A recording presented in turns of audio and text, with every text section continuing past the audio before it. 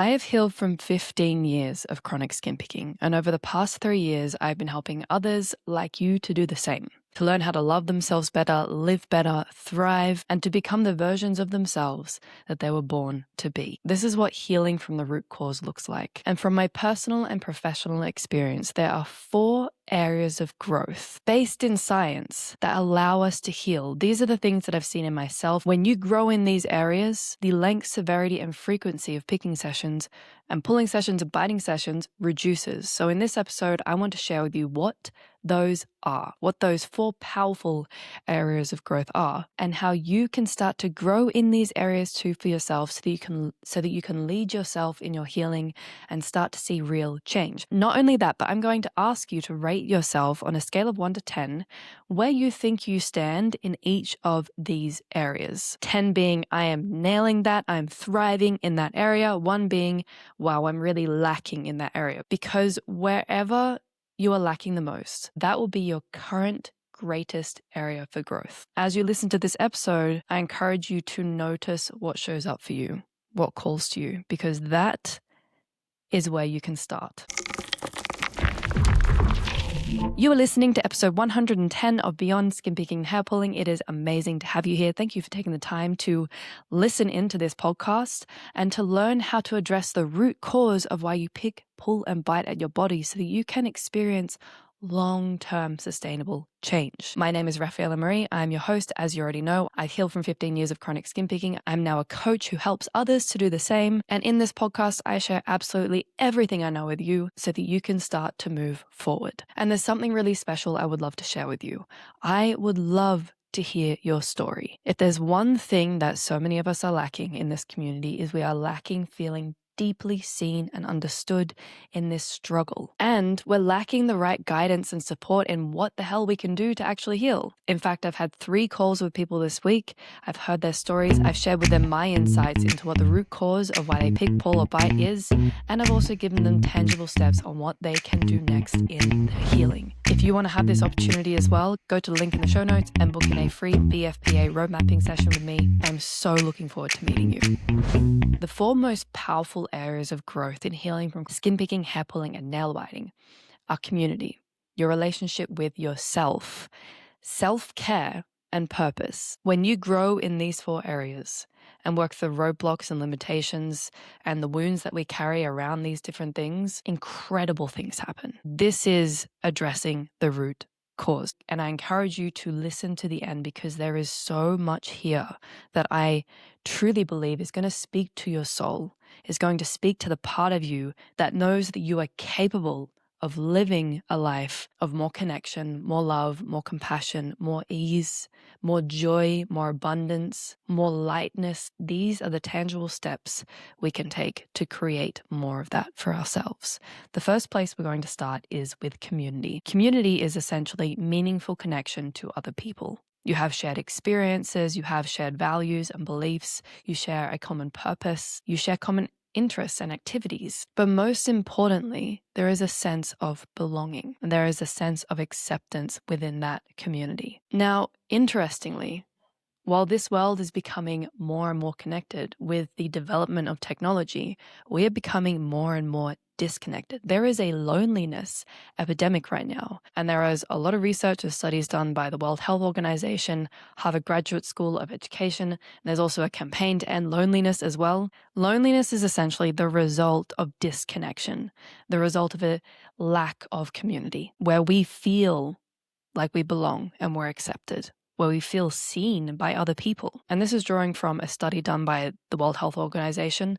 Loneliness is described as the painful feeling that arises from a gap between desired and actual social connections. I've also taken some statistics from the Campaign to End Loneliness and Harvard Graduate School of Education. Those who experience loneliness or disconnection from community are at a greater risk of poorer mental health. So anxiety, depression, suicidal thoughts, addiction, loss of confidence, self-harm. Loneliness is also associated with physical health issues like elevated blood pressure, acute stress, poor sleep, greater inflammation in the body, and over time, these things build up and can lead to severe health problems.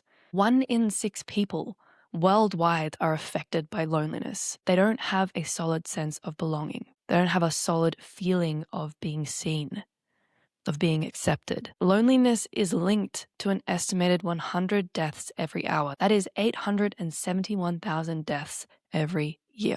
Connection is the source of our capacity to thrive. True connection, the connection that gives you that sense of belonging and acceptance and allows you to be seen. We are social creatures. We cannot live this life alone. We cannot do this life. We can't thrive in life alone. I mean, even look at orcas.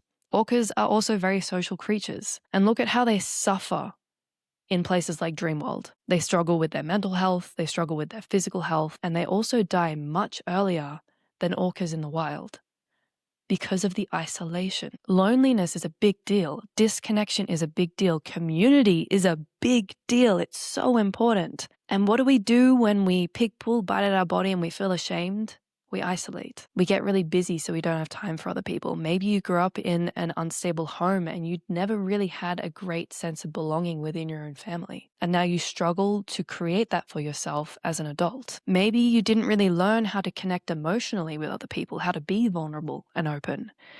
And so you can be in a room full of people and still feel like you're alone. There was a survey done by the Harvard Graduate School of Education.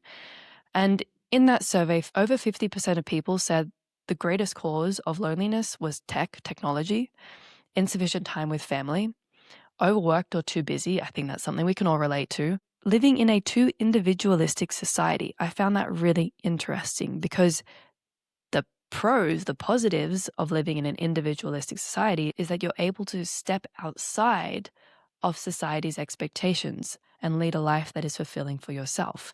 In saying that, it can make us incredibly self-absorbed and self-focused, where we struggle to put others' needs before our own. We struggle to prioritize other people in a healthy way, not in a self-sacrificing way. Other people said it was a lack of religion or spiritual life, and others said it was too much focus on one's own feelings and the changing nature of work. Of course, many of us are starting to work more from home rather than in an office, interacting with people on a daily basis. What I found really interesting is the too much focus on one's own feelings.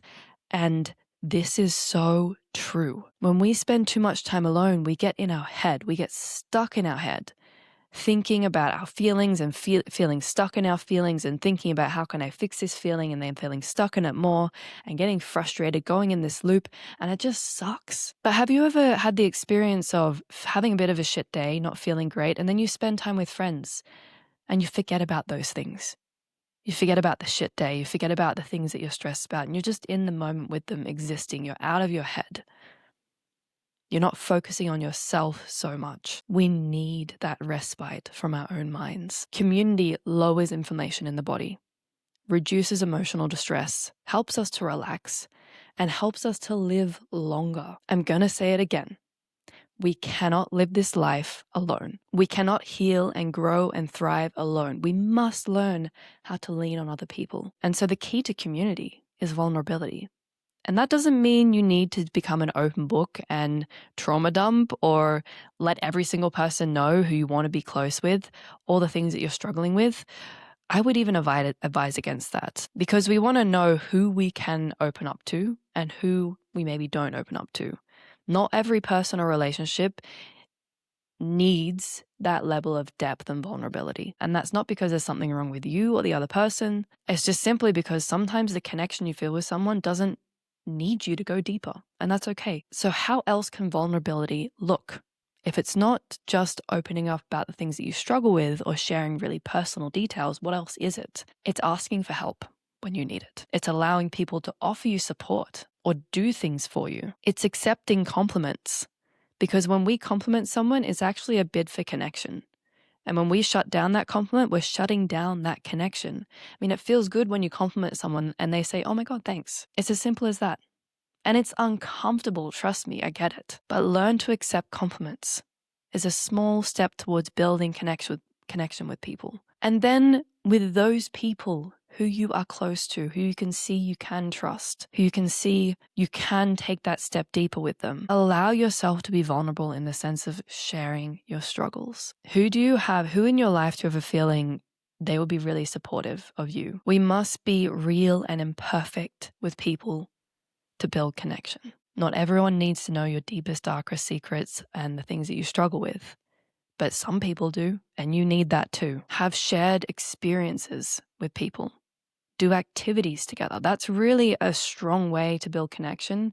And it can also help if you experience social anxiety. It can also help to navigate social anxiety if you have an activity to do with people. Now, what if that feels a bit too much, feels a bit overwhelming, and you still don't really know where to start? Because everything that I said just now, if you have some community, those are all things you can do to help yourself to strengthen that community even more, to allow yourself to be seen. Because like I said, we can be sitting in a room full of people and still feel like we're alone. And maybe that's because you're sitting in a room full of shitty people, but it could also be because you haven't allowed yourself to be seen.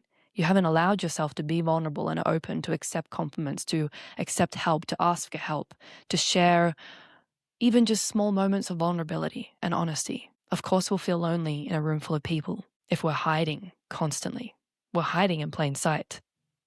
So that is a way to continue to build a stronger community. Then if that feels like it's too much, feels really overwhelming and you don't know where to start online. You can join my free WhatsApp support group. This is a support group specifically for those who struggle with chronic skin picking and hair pulling and nail biting. I post in there every week, messages of motivation and inspiration. There is also often some really lovely conversations that happen in there and a lot of vulnerability. It is an uplifting and inspiring space to be in, which in contrast to a lot of the other support groups out there for these kinds of problems is a nice change. I've been part of other support groups for chronic skin picking and they get heavy because it's a lot of people venting, but everyone feels stuck and they don't know what to do. The difference with this group is that I am there to support you and to inspire and uplift and motivate. And it's just an awesome place to be. So if you want to join, then just send me a message. You can either email me or message me on social media. I would love to have you with us. But online is a great place to start. Joining online communities, gaming as well can be a great place to start to connect with people. But we do also need to then learn how to take that step into our physical life and connect with people in a person-to-person way. So where have you rated yourself on a scale of 1 to 10 with community? For me, I would say I'm around a 7 or an 8. It is worlds better than it used to be. I am much more vulnerable and open than I used to be, and I can still see it's not quite where I want it to be. I can see that the experience that I want to have with community is not quite the actual experience that I'm having. Still super grateful for it, still absolutely love it, but I can see there's room for growth. Now, community was a big one, and I wanted to spend a lot of time on that one because it is just so incredibly important. Now, the second powerful area of growth is your relationship with yourself. And this is something we talk about a lot on this podcast. But essentially how we can rate ourselves with this is how easily do you bounce back from disappointment or mistakes or unexpected outcomes? How do you handle yourself when you're not your best? In a nutshell, how loud is your inner critic? Because when we're able to bounce back from disappointment, from mistakes, from unexpected outcomes, from sudden changes to plans or disappointment in other people, how we treat ourselves when we're not functioning how we know we should be or we would like to be, if you feel like, oh, I handle that pretty well, then your inner critic is not too loud and you probably have a decent connection, healthy connection to yourself. Now, if you're listening to all those things and you're thinking,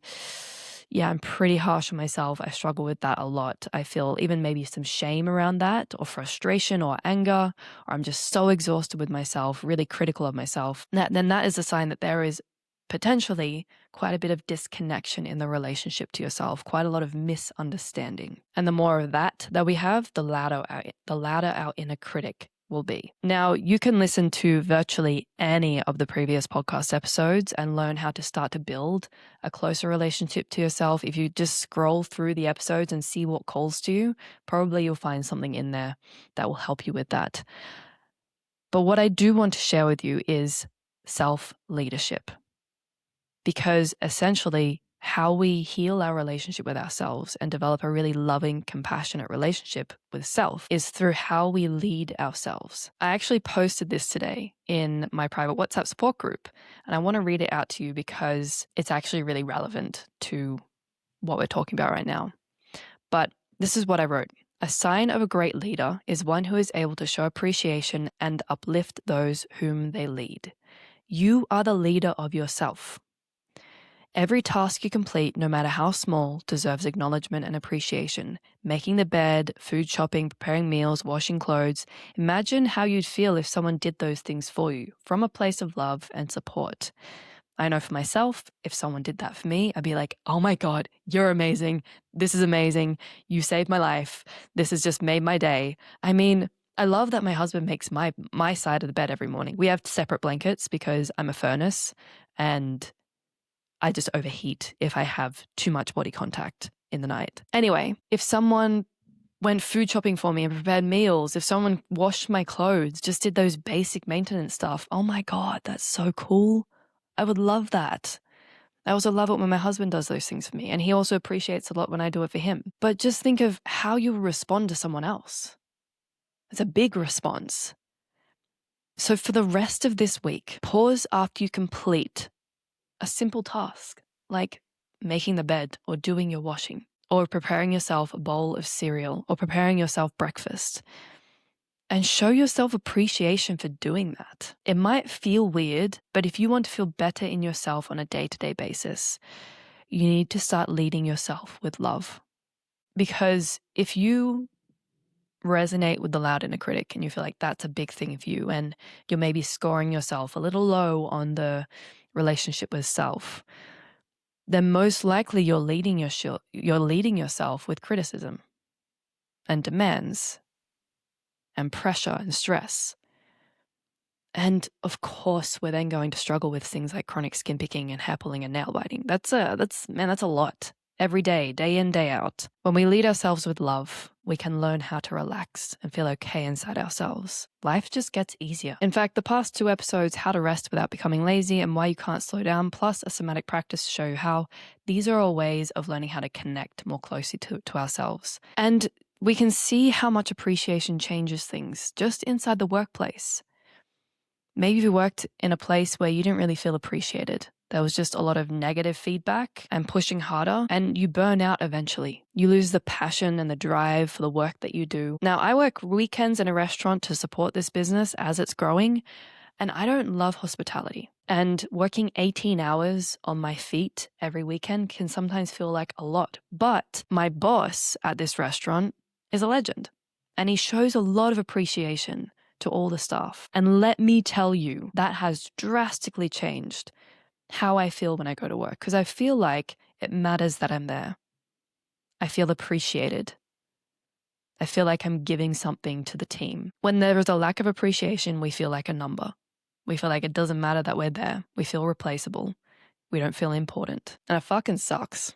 Practice leading yourself with love, and you will start to heal the relationship with yourself and feel a whole lot better in yourself as well. Now, the third powerful area for growth is self-care. And this isn't bubble baths or getting your nails done, although those things are fantastic. This is making sure you eat 3 proper meals a day, making sure you're getting the sleep that you need, making sure that you're resting when you need rest, and moving your body in the way that it needs as well. So where do you rate yourself on that? Are you pretty good with taking care of this area of your life, these areas of your life, very necessary areas of your life, or do you tend to put yourself on the back burner? You put everyone and everything before you. And you tell yourself, well, when I get this done, then I can eat, then I can prepare myself food, then I can improve on my sleep and I can improve on rest, then I can relax and slow down, then I can actually start to exercise. There's this sense of exhaustion and I don't have time for that. I don't feel motivated. I don't feel driven to do any of those things for myself. And the only reason why I do them is because I know that I should, but I don't feel like I want to. And when we experience that, it's because we feel like we aren't deserving. We aren't deserving of that care. And when we have a loud inner critic, like we just talked about, self-care is hard. Most people who I talk to have a really loud inner critic. They struggle with self-care. If you have a loud inner critic, you're not going to feel like you deserve to be cared for. And the problem with this is that if we don't care for ourselves, we are confirming to ourselves through our own actions that we are not deserving of care or love or consideration or prioritization. And we are confirming the belief that I'm not enough as I am not deserving, which just adds confirmation and fuel to the inner critic. makes it even harder to slow down. It's these parts of us just play on each other. Now, the really beautiful thing is we don't have to change how we feel or what we think or what we believe to start to better care for ourselves. Through our actions, we can start to change what we believe, because the way our brain works is that our beliefs have to match our actions. And so when we consistently continue to change our actions, make sure we eat enough, it means that the belief has to start changing. Now, of course, in this process, there will be moments, there will be periods of time where we fall back into old patterns. When I say consistently, I mean we just consistently keep returning to it every time we fall down. That is consistency. So we can work on it from both sides. We can work on self-leadership and leading ourselves with love, which works on those internal beliefs that we have. And then we can work on it from the outside, which is, okay, I'm going to make sure that I eat at least one proper meal every day this week. And that will start to change how you view yourself. This is a powerful combination for healing, and it doesn't require perfection. It just asks us to keep showing up, to keep getting back up when we fall down. And when we feel well cared for, well loved by ourselves, we feel a whole lot better in ourselves. And then the need for behaviors like skin picking and hair pulling and nail biting reduce a lot. The final powerful area for growth is purpose. Now, don't freak out. I know purpose can sound like such a big word and can feel really overwhelming of like, I don't know what my purpose is. Am I supposed to figure that out right now while I'm listening to this episode? What the hell? Stick with me for a second. What I mean when I say purpose is just the exploration of who you are outside of your struggles. Beyond, let me use the name. Oh, I love this. Let me use the name of this podcast. Beyond skin picking and hair pulling and nail biting. Who are you? What lights you up? You don't need to know your purpose specifically. It changes over time, but you will discover your purpose through doing and exploring the things that light you up, what you feel drawn towards. In my early 20s, that was really a time of exploration for me. I spent a lot of time alone. That time I had really very little community. But at that time as well, I didn't give a shit. I didn't want to spend time with people on my days off. I just wanted to live for myself. This is what I mean with living in an individualistic society can be excellent because it allows us the space to just be really self-absorbed, which can be a really important part of healing. It just becomes unhealthy when we get stuck in that space and don't then start to grow and start to look outside of us as well. Anyway, as I was saying, in my early 20s, that was a time of a lot of exploration. I didn't know what my purpose was. In fact, I felt kind of lost. And if I thought about what my purpose was or what life meant, I kind of had a bit of a sinking feeling. But that didn't stop me from exploring my life. I spent a lot of time journaling, exploring my own thoughts and my mind. Someone gave me a longboard, a skateboard. I started to learn how to longboard, and I would spend my days off listening to music, longboarding for hours and exploring the streets around where I lived. I got a surfboard, tried that a couple of times, never again. If you try surfboarding, you need a teacher. I came out of that water black and blue. But I got a kayak and I did kayaking. I went on mini road trips in my car, blasting my music and singing because that's what I felt like I wanted to do. That's what I was being called. That's what lit me up. I did a dive master course for scuba diving. I'm a dive master. I had all these incredible experiences because I allowed myself to explore.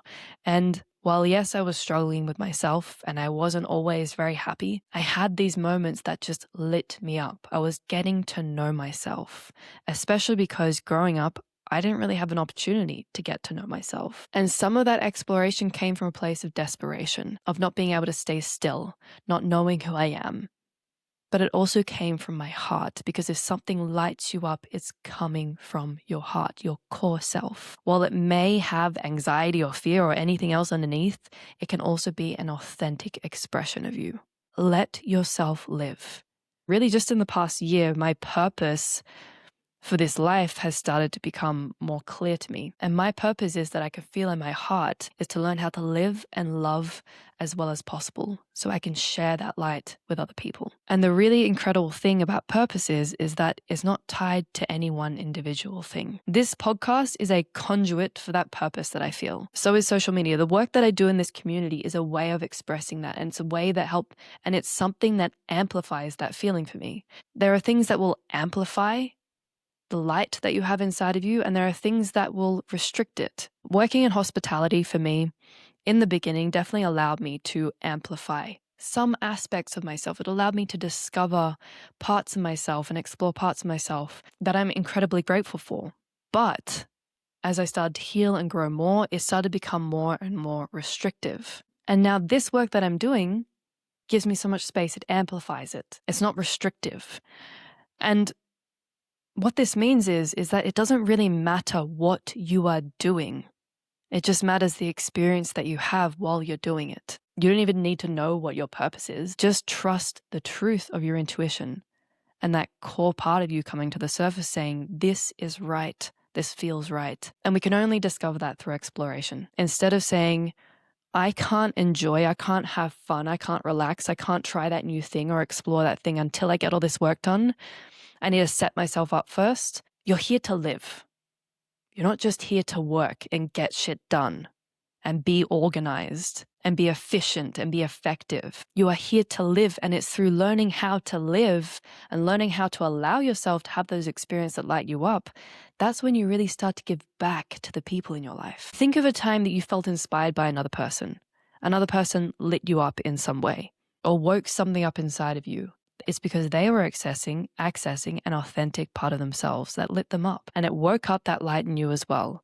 I have a friend who absolutely loves cooking. It's a passion. It's a really big part of her family. It was a really big part of her life growing up, is food and sharing that food. Whenever I would go to visit her and we'd have a girls' evening, she'd just create this incredible display of food. Excellent baker. And the passion that she had, you could clearly see that it lit her up to cook food for other people. And the passion and the light that she showed through that also made me become more curious for exploring that part of myself too, which sounds weird because I am a qualified chef. I worked in the hospitality industry for years. I never had passion for food. I got into that industry to escape the life that I had, and it was the fastest way I could see to escape it. Super grateful that I did it, but I was never passionate. The first time I have felt any level of passion is through experiencing that from my friend. And that has been such a beautiful point of light in my life, is discovering that and exploring that for myself. But I wouldn't have found it if I hadn't met this friend and had those experiences. Don't underestimate the power you can have on the people around you just through doing the things that light you up. So where do you rate yourself on a scale of 1 to 10? How much do you allow yourself to do things that light you up, to access that light that exists inside of you, to get curious and explore, allow yourself to step out of routine and comfort zone and try something new? And now just reflect on which one of these areas has the lowest number. Which one of these areas of growth do you feel most drawn to? Do you feel most called to? Listen to that. That is your greatest area of healing right now. And that is what will carry you forward in your healing journey from chronic skin picking and hair pulling and nail biting through addressing the root cause. And you may not see automatic results in the behavior itself, in the picking and pulling or biting itself immediately, but there is so much more to you than this behavior. There is so much more for you to gain. Build community, build the connection to yourself. Learn how to love and care for yourself like you deserve. Do things that light you up. You weren't here to just, I believe in you. Whatever you feel drawn to, do something. Take one little step in that direction this week. Do it for yourself because you deserve it. And if you are feeling drawn to share your story and get direct support and feedback from me, then go to the show notes and book that in. Maybe that is the next thing that you feel drawn towards. I'm here for you whenever it's time. Thank you so much for hanging out with me. Thank you for believing in yourself and showing up and taking this time for you. You're an awesome human being. And I'm so excited for the life that you are going to build for yourself, or that you are already building for yourself. I'll see you next week for the next episode of Beyond Skin Picking and Hair Pulling.